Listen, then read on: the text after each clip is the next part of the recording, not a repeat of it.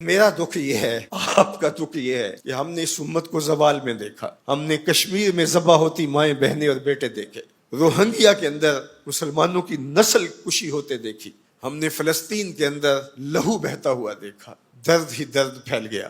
آج ان یتیموں کے سر پہ کوئی ہاتھ رکھنے والا نہیں ہے۔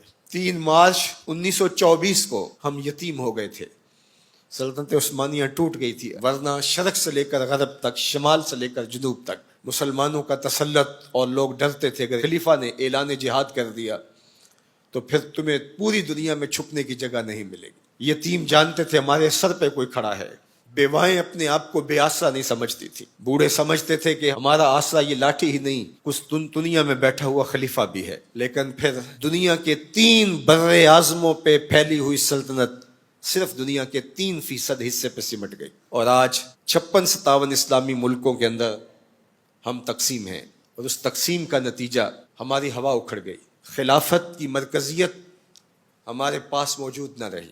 خلافت سے تصور لے کے یورپ نے اپنی صف بندی کی، اور یہ کتنے ملک جڑ کر کے ایک یونین بناتے ہیں اور ہماری وحدت کے ٹکڑے ٹکڑے کر دیتے ہیں۔ دیکھ مسجد میں شکست رشتہ تسبیح شیخ، اور بت کدے میں برہمن کی پختہ زناری بھی دیکھ، کافروں کی مسلم آئینی کا بھی نظارہ کر، اور مسلموں کی مسلم آزاری بھی دیکھ، چاک کر دی ترک نادان خلافت کی کعبہ، سادگی مسلم کی دیکھ اوروں کی عیاری بھی دیکھ۔ آج وہ ہدف حاصل کر چکے ہیں۔ آج فلسطین کے اندر قیامت ٹوٹی ہوئی ہے، دنیا کا میڈیا خاموش ہے، یہ جو خبریں ہمارے تک پہنچ رہی ہیں یہ باقاعدہ سینسر ہو کے آ رہی ہیں۔ یہ سوشل میڈیا کی وجہ سے کچھ تصاویر آ جاتی ہیں، کچھ بلکتے روتے بچے، کوئی بین کرتی مائیں اور کوئی فریاد کرتے بوڑھے ہماری جانب دیکھ رہے ہیں۔ ہماری جانب کیوں دیکھ رہے ہو؟ ہم تمہاری مدد کو نہیں پہنچنے والے۔ گلی میں 3 اوباش کھڑے تھے تو کھڑے کھڑے ان کی شرط لگ گئی کہ دیکھتے ہیں ہم میں سے سب سے بڑا بے غیرت کون ہے۔ تو یہ ثابت کرنے کے لیے گلی میں ایک بوڑھی خاتون آ رہی تھی جس کے ہاتھ میں ڈنڈا تھا، اور اس کو ٹیک ٹیک کے چل رہی تھی۔ ایک اوباش آگے بڑھا اور اس بوڑھی خاتون کے بڑھاپے کا لحاظ کیے بغیر اس کو دھکا دے دیا، وہ گر گئی۔ بہت بڑی بے غیرتی کا اس نے ثبوت فراہم کر دیا۔ لیکن دوسرا آگے بڑھا اور اس نے اس گری ہوئی بوڑھی خاتون کے اوپر ڈنڈے برسانے شروع کر دیے۔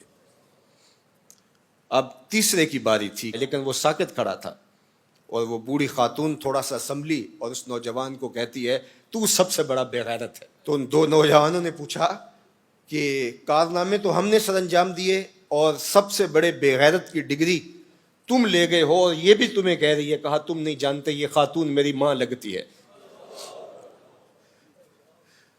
آج اسرائیل نے ان کو مارا، برطانیہ کا وزیر اعظم جنگی جہاز کے اوپر بیٹھ کے ان گرے ہوئے مفلوک الحال لوگوں پر بم برسانے کے لیے خود پہنچا، لیکن وہ کہہ رہے امت مسلمہ تم بے غیرت ہو، ہم تمہاری مائیں لگتی ہیں، ہم تمہاری بہنیں لگتی ہیں،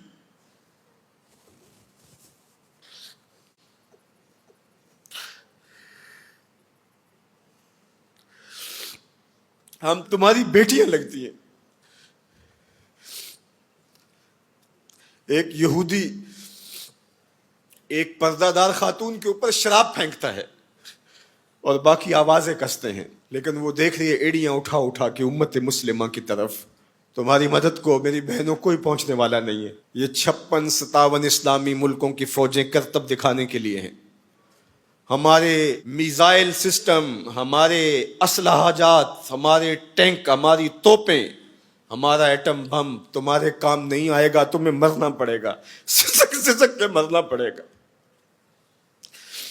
یہ امت تمہاری مدد نہیں پہنچے گی، 40 ملکوں کی مشترکہ فوج بھی تمہاری مدد کو نہیں پہنچے گی، حرم سے بھی کوئی آواز نہیں اٹھے گی، نہ عجم سے کوئی آواز اٹھے گی۔ آج امت مسلمہ ایک تن مردہ ہے، OIC مردہ گھوڑے کی طرح ہے۔ بیت المقدس کے ایک کونے کو آگ لگی تھی تو یہ OIC بنی تھی، اور آج پورے فلسطین کو آگ نے اپنی لپیٹ میں لے لیا ہے۔ وہاں یتیم ہی یتیم فریادیں کر رہے ہیں، وہاں بیواؤں کی سسکیاں ہیں۔ ہم اس حالت کو کیوں پہنچے؟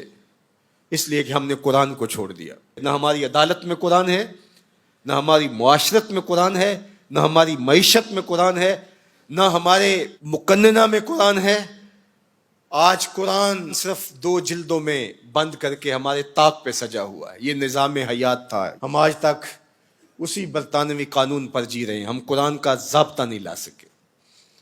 56-57 اسلامی ملک. مجھے بتاؤ آج کسی کو کوئی کہیں سے نکال دے تو دوسرا ملک نیشنلٹی دے دیتا ہے, اس کو شہریت دے دیتا ہے. آج اسلام کو ملک بدر کیا گیا. بتاؤ 56-57 اسلامی ملکوں نے کس نے اس کو شہریت دی ہے؟ کہاں جمہوریت, کہیں بادشاہت, کہاں شخصی نظم. 56-57 اسلامی ملکوں میں اسلام گھومتا رہا. میں غریب الدیار ہوں, مجھے شہریت چاہیے, لیکن کسی نے اسلام کو قبول نہیں کیا. در عجم گردیدہ ہم در عرب, مصطفیٰ نایاب ارزاں بو لہب. اقبال کہتے ہیں میں عجم میں بھی گھوما ہوں, میں عرب میں بھی گھوما ہوں, مجھے ابو لہب بھی ملا ہے, مجھے حضور کا نظام کہیں نہیں ملا. اج دین نبی دا وانگ یتیماں تے گھر کر تکے کھاوے. اے فلسطین کے یتیموں, تم اکیلے یتیم نہیں ہو. اس وقت اسلام بھی غریب الدیار ہے, اس کا کوئی وطن نہیں ہے. آج اسلام اپنے نظام کے ساتھ کہیں موجود نہیں ہے, اور یہ پستی اور یہ زبوحالی, یہ ذلت, یہ نکبت, یہ رسوائی ہمارا مقدر کیوں نہ ہو, قرآن سے دوری کے نتیجے میں رسوا ہو گئے. ہمارے دردوں کا مداوا قرآن ہی ہے, ہمارے دکھوں کا علاج قرآن ہی ہے. گر تو می خواہی مسلمان زیستن, نیست ممکن جز بقرآن زیستن. اقبال نے کہا اگر تو مسلمان بن کے جینا چاہتا ہے تو قرآن کے بغیر نہیں جی سکتا. اور پھر آگے چل کے کہا فاش می گوئم آن کے در دل مزمرست, این کتاب نیست چیزیں دیگرست. کہا جو میرے سینے میں پوشیدہ ہے میں کھل کے نہ کہہ دوں, یہ کتاب نہیں کوئی اور ہی شے ہے. یہ زندگی بانٹ دیتی ہے, یہ اٹھا دیتی ہے گری ہوئی قوموں کو. اللہ اکبر. تو ہم نے اس قرآن سے جڑنا ہے,